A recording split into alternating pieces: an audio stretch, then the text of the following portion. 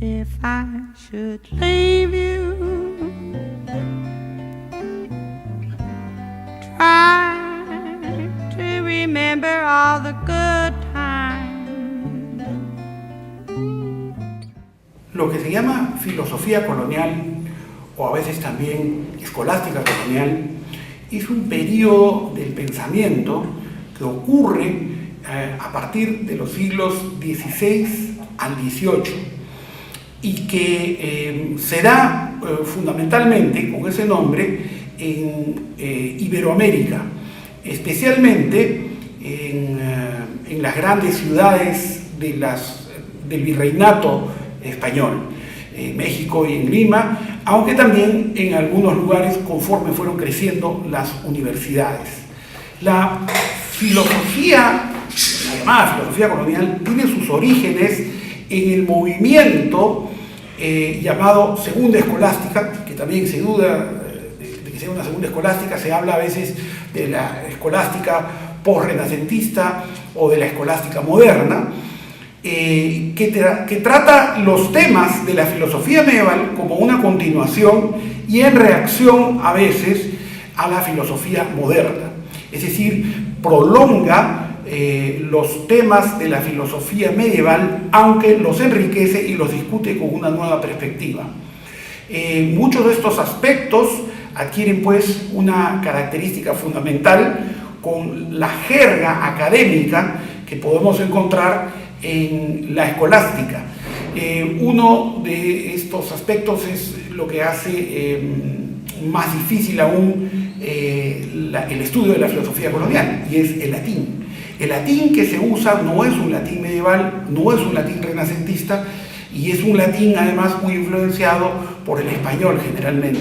Por lo tanto, lo que encontramos es un latín difícil de entender, del cual prácticamente no hay manuales.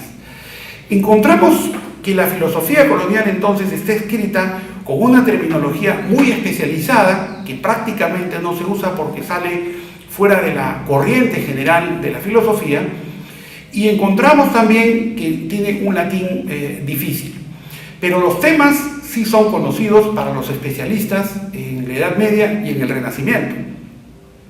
Aunque la filosofía colonial se imponga como un estudio opuesto o paralelo a veces a la filosofía moderna, está en diálogo con esa filosofía moderna y recepciona las obras, por ejemplo, de Descartes, o las ideas de Descartes, o las ideas de Galileo, y las discute, pero siempre bajo el marco de la escolástica, es decir, siempre el fondo va a ser el pensamiento aristotélico tomista, que es el que la Iglesia ha aceptado como pensamiento oficial propio de su filosofía.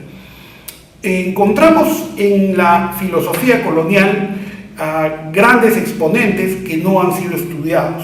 ¿Qué es lo que ocurre? Que la filosofía colonial deja de ser estudiada una vez que viene la independencia, entra la modernidad a Iberoamérica e incluso a España, existe un movimiento anticlerical muy fuerte y por lo tanto todos estos temas y todos estos asuntos han quedado de lado. Es así que la recuperación de esta filosofía colonial y de personas tan ilustres como Diego de Avendaño, José de Aguilar, José de Acosta, Jerónimo de Valera, los hermanos Peñafiel o la lógica de Espinosa Medrano, son temas que se han venido recuperando gracias al esfuerzo de algunos intelectuales muy posteriormente a la colonia. Es decir, durante el primer siglo posterior a la independencia de los países latinoamericanos prácticamente no hay estudios. ¿Quiénes son los propulsores de estos estudios? Indudablemente el fundador, podríamos decir, de los estudios contemporáneos de la filosofía colonial es Walter Redmond.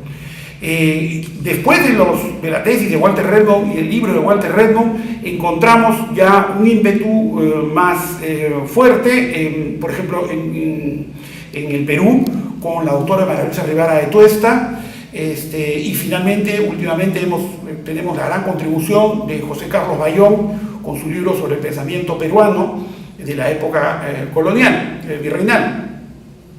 Pero también, por ejemplo, encontramos en México movimientos muy importantes y muy fuertes acerca de estos temas, como por ejemplo los desarrollados por la UNAM, encabezados por Mauricio Beuchot. ¿Qué es lo que se puede encontrar aquí? Una discusión muy acertada y muy prolongada, por ejemplo, del tema de los universales. El tema de los universales es una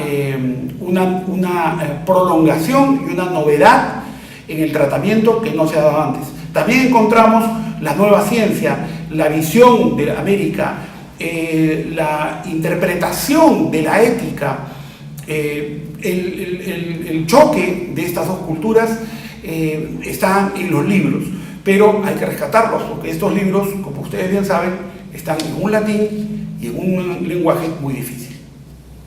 ¿Por qué es importante el estudio de la filosofía colonial? Porque es parte de lo que se vivió durante 3 siglos en Iberoamérica, y porque además hay un diálogo con Europa, con el resto del mundo y con los temas fundamentales de la filosofía y de la vida de miles de millones de personas. Just